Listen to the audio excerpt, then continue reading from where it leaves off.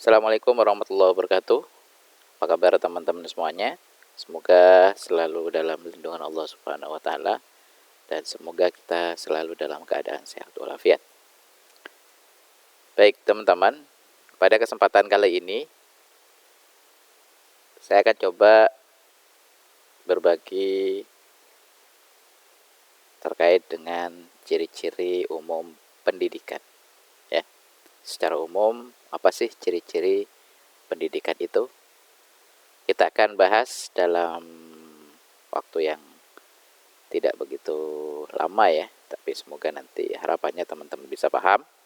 Jika memang teman-teman ada yang tidak dipahami, silakan bisa tulis di kolom komentar ataupun bisa japri ke saya. Nah, baik, teman-teman, sekali lagi kita akan berbicara tentang ciri-ciri umum pendidikan. Apa sih ciri-ciri umum pendidikan? Nah, ada beberapa hal ya. Ada beberapa hal atau ada 3 hal ciri-ciri umum pendidikan itu. Yang pertama adalah ya, yang pertama pendidikan itu ya mengandung tujuan yang ingin dicapai, yaitu perkembangan kemampuan individu. Ya. Jadi jelas proses pelaksanaan pendidikan ya itu semuanya mengandung tujuan yang ingin dicapai. Ya. Apa tujuannya? Bergantung pendidikan yang diberikan. Ya.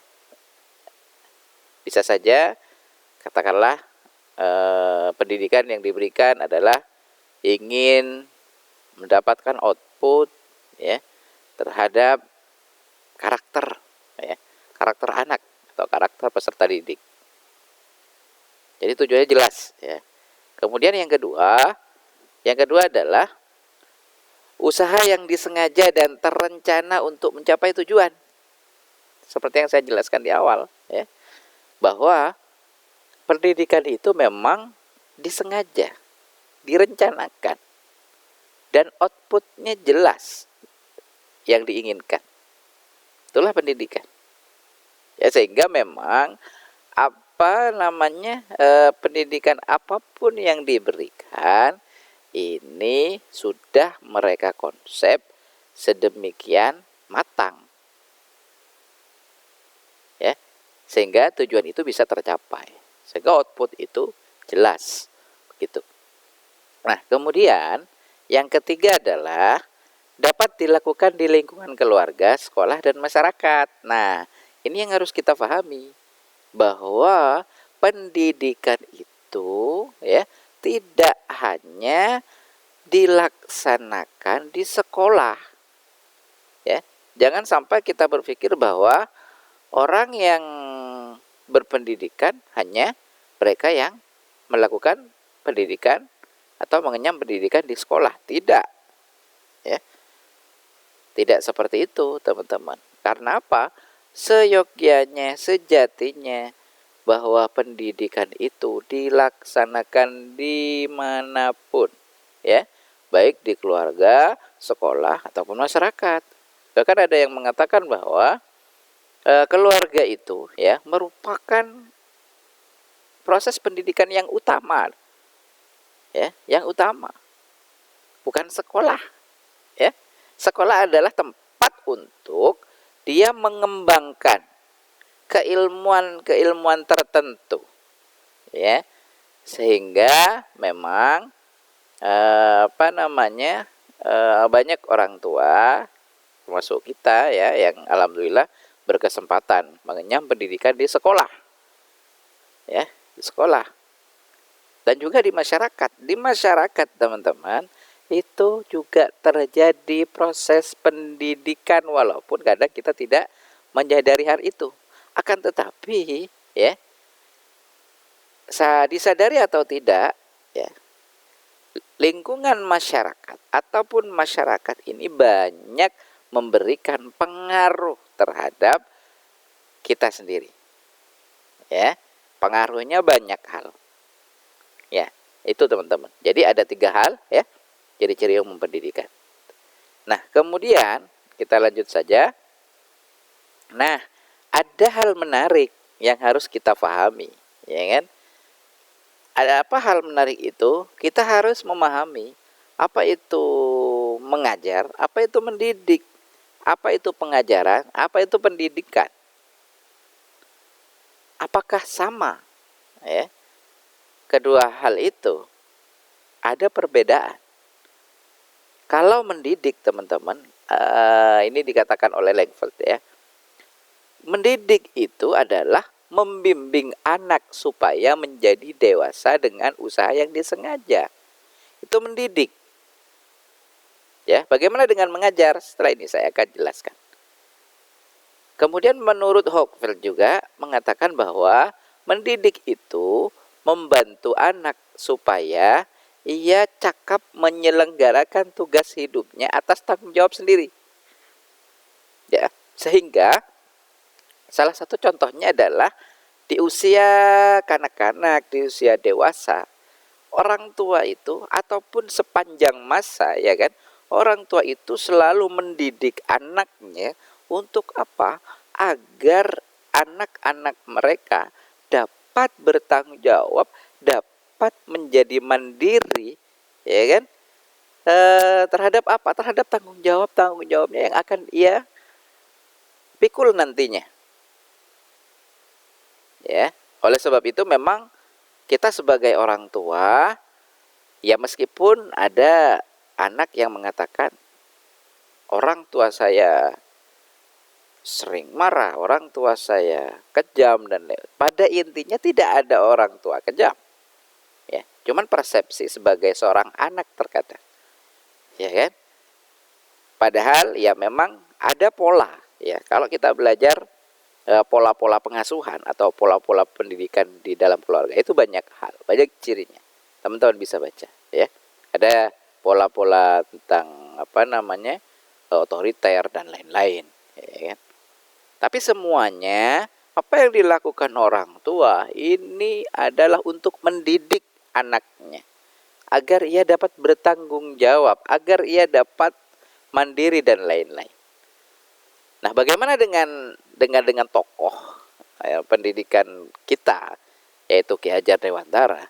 Ki Hajar Dewantara mengatakan mendidik itu merupakan ya menuntun segala kekuatan kodrat anak sebagai manusia, sebagai anggota masyarakat agar mencapai keselamatan dan kebahagiaan yang setinggi-tingginya.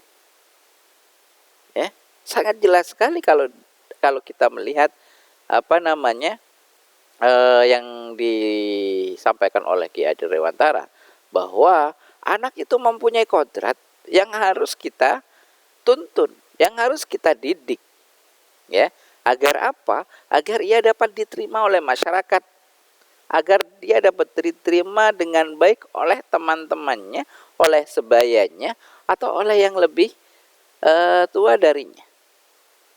Sehingga apa? Dia mendapatkan keselamatan, dia juga mendapatkan kebahagiaan yang setinggi-tingginya. Ya. Sehingga dia dikatakan sebagai orang yang sukses. Seperti itu. Ya, itu mendidik. Jadi mendidik tidak hanya memberikan materi selesai. Tapi mendidik adalah mengayomi, ya kan? Membimbing dengan cara-cara tertentu. Ya, dengan cara-cara tertentu. Nah, itu teman-teman. Nah, sekarang kita akan lihat ya, apa perbedaan antara pendidikan dan pengajaran. Ya. Jelas sekali terlihat di sini kalau pengajaran, teman-teman. Pengajaran itu lebih mengutamakan pada penugasan, pengetahuan, dan keterampilan. Ya, diberikan tema A. Dia harus menguasai tema itu, mengetahui keterampilan itu. Yaitu pengajaran. Bagaimana dengan pendidikan? Kalau pendidikan itu lebih mengutamakan pembentukan manusianya. Apa itu? Nilai dan sikap, karakternya. Ya, karakternya. Sehingga memang kementerian itu Kemdikbud itu membuat suatu Renstra Kemendiknas waktu itu kalau tidak salah ya, sekitar ada Renstra Kemendiknas tahun 2015 sampai tahun 2025 begitu ya. Dia menginginkan apa, manusia dia mempunyai nilai dan sikap atau memiliki karakter seperti itu. Nah, itulah perbedaan antara pengajaran, antara mengajar ya, dan juga mendidik atau pendidikan itu. Lebih, kalau pendidikan lebih pada pembentukan manusia, sikap, bagaimana ia berkarakter, bagaimana ia memiliki sopan santun, bagaimana ia memiliki moral yang baik, ya kan? Nah, kemudian bagaimana juga perbedaan antara pendidikan dan pengajaran? Kalau pengajaran, ia memakan waktu relatif pendek, ada masanya, ya kan? Sekolah dasar, ya, sekolah dasar, ia hanya ditempuh, ya. Kalau dari PAUD katakanlah atau kelompok bermain hanya berapa tahun, TK pun berapa tahun, ada masanya. Naik lagi ya, naik lagi ke sekolah dasar SD 6 tahun selesai. Kemudian setelah itu naik lagi ke jenjang berikutnya, sekolah menengah pertama atau SMP ataupun yang yang sejenis atau dikenal dengan madrasah tsanawiyah ya, ataupun naik lagi itu 3 tahun ya, naik lagi ke sekolah menengah atas atau menengah umum gitu ya, ataupun madrasah aliyah. Itu hanya 3 tahun. Habis itu naik lagi kuliah ya. Kuliah ada yang 2 tahun, ada yang 3 tahun, ada yang 4 tahun, 1. Kemudian kuliah lagi S2 ya, S2 itu membuat apa ya, sekitar 2 sampai 4 tahun lah. Nah, kemudian setelah itu baru S3. S3 pun terbatas. Setelah itu sudah selesai. Ya. Setelah itu selesai. Jadi tidak ada lagi pembelajaran atau pengajaran. Yang ada adalah pendidikan. Nah, kalau pendidikan itu waktunya relatif panjang. Ya, makanya ada yang mengatakan bahwa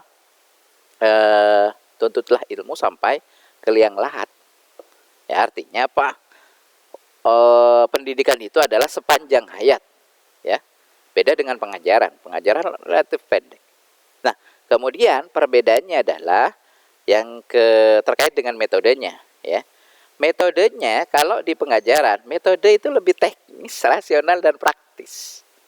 Ya, dia pakai metode ini, media pembelajaran ini, ya kan. Kemudian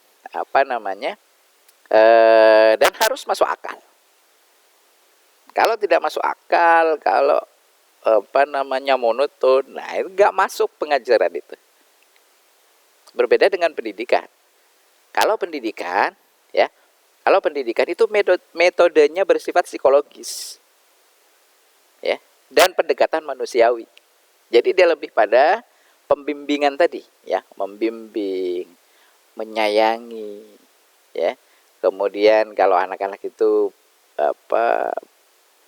kalau jatuh bagaimana ya agar kuat atau tidak menjadi cengeng, kemudian dielus, kemudian diberikan nasihat. Nah, itu metode pendidikan. Bagaimana kalau dia mempunyai salah kepada temannya, harus bagaimana, ya. Nah, dia pendidikan itu melibatkan psikologisnya dan menggunakan pendekatan manusiawi. Nah, itu teman-teman, perbedaan antara pendidikan dan pengajaran ataupun mengajar dan mendidik. Beda jauh. Nah, baik, selanjutnya. Nah, pendidikan itu juga merupakan sebagai suatu sistem. Mengapa? Karena pendidikan itu sebagai suatu sistem merupakan kesatuan dari bermacam-macam komponen yang saling berkaitan antara satu dengan yang lainnya. Ya, dalam mempengaruhi perkembangan peserta didik menuju kedewasaannya. Nah, contoh ya, salah satu contoh adalah anak yang dititipkan ke sekolah, ya, itu bukan lantas dipasrahkan 100% terhadap sekolah. harus ada keterlibatan antara sekolah, antara pendidik, antara sekolah atau pendidik dan juga wali murid. Ya, nah itu teman-teman. Jadi memang pendidikan itu sebagai suatu sistem, nggak bisa berdiri sendiri. Ya, dalam pendidikan keluarga saja, ya, antara ibu dan bapak serta seluruh keluarga itu, ini merupakan satu kesatuan sistem yang harus dibangun dengan baik. Satu contoh, si ayah tidak memperbolehkan untuk melakukan A, akan tetapi si ibu memberikan izin. Apa yang terjadi? Gak jalan pendidikan itu, ya kan? Sehingga si anak akan berpikir, wah kalau ke bapak gak bisa, berarti saya harus ke ibu. Sehingga yang diinginkan atau output pendidikan yang diinginkan oleh seorang ayah ataupun keluarga itu gagal. Nah, itu. Nah, kemudian teman-teman, kalau melihat unsur-unsur pendidikan, ya jelas, ya ini kita lebih pada pendidikan yang sudah formal ataupun yang disebut dengan sekolah, ya. Jelas unsur-unsur pendidikan itu harus ada peserta didiknya, harus ada pendidiknya, ya. Kemudian ada tujuan pendidikannya. Apa tujuannya? Ya, jelas outputnya yang diinginkan. Kemudian bagaimana metode atau alatnya, ya. Nah, sehingga yang terakhir adalah bagaimana juga lingkungan pendidikannya. Nah, oke, baik, itu unsur-unsur pendidikan. Nah, sehingga memang bagaimana kita coba jelaskan satu-satu, ya. Bagaimana dengan peserta didiknya? Apa ciri-cirinya? Nah, itu kita harus paham sebagai seorang pendidik. Nah, yang pertama adalah ciri-cirinya adalah individu itu, ya, peserta didik itu adalah individu yang memiliki potensi fisik dan psikis yang khas. Jadi antara satu peserta didik dengan peserta didik yang lain, ini nggak bisa kita samakan. Mereka memiliki ciri-ciri tertentu, ya, memiliki kekhasan, memiliki, ya, bermacam-macam potensi. Sehingga memang kita sebagai seorang pendidik harus paham peserta didik A, pola belajarnya bagaimana, sehingga memang proses pendidikan itu bisa berjalan dengan baik. Nah, kemudian yang kedua, individu itu individu yang sedang dalam perkembangan, ya, sedang dalam perkembangan, ya. Kalau kita mengajar di usia dini, dia juga proses perkembangan dari usia dini ke usia dewasa gitu, atau dari dewasa dari remaja ke dewasa. Nah, itu yang harus kita paham. Nah, kemudian yang ketiga adalah individu itu yang membutuhkan bimbingan dan perlakuan yang manusiawi, ya. Jadi memang kita harus paham bahwa yang kita ajarin ini adalah manusia, maka sifat perlakuan manusiawi kita harus kedepankan, ya. Yang keempat adalah individu itu adalah peserta didik itu adalah individu yang memiliki kemampuan untuk mandiri. Nah, itu teman-teman. Jadi memang kita harus paham bagaimana peserta didik itu. Nah, kalau mengacu pada Undang-Undang Republik Indonesia Nomor 20 Tahun 2003 Bab 1 Pasal 1 Ayat 4, peserta didik itu, ya, adalah anggota masyarakat yang berusaha mengembangkan potensi diri, ya, potensi diri melalui proses pembelajaran yang tersedia pada jalur, jenjang, dan jenis pendidikan tertentu, seperti yang saya jelaskan tadi. Ya, ada TK, kalau dari bawah ada SD, atau sebelumnya juga ada kelompok belajar, ya, TK, kemudian SD, dan lain-lain sampai pada jenjang perguruan tinggi. Nah, itu sehingga dilanjutkan, setiap peserta didik pada satuan pendidikan berhak mendapatkan pendidikan agama sesuai dengan yang dianutnya. Kemudian lain-lain. Itu teman-teman. Bagaimana kalau tadi dari segi peserta didik. Nah, sekarang kita lihat dari sisi pendidik. Siapa sih pendidik atau seperti apa pendidik itu? Nah, pendidik itu adalah orang yang bertanggung jawab terhadap pelaksanaan pendidikan dengan sasaran peserta didik agar dia menjadi dewasa. Ya, agar dia menjadi dewasa. Nah, pendidik itu ada dua. Yang pertama adalah pendidik karena kodratnya. Siapa itu? Orang tua. Ya, orang tua itu sejatinya adalah pendidik bagi siapa? Bagi anak-anaknya, bagi keluarganya. Sehingga tidak ada pendidikan itu tidak akan pernah berhenti di dalam sebuah keluarga. Nah, itu teman-teman. Baik. Yang kedua adalah pendidik karena jabatan atau profesi. Nah, orang yang diberi, siapa itu? Adalah orang yang diberi tugas untuk mendidik di lembaga pendidikan. Siapa itu? Guru, dosen, profesor, dan lain-lain. Ya, itulah pendidik.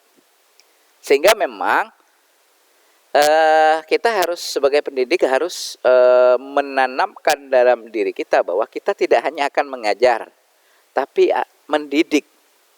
Ya. Karena kalau mengajar, jangan sampai hanya menyerahkan atau menyampaikan materi-materi kemudian selesai. Ya, nah itu teman-teman.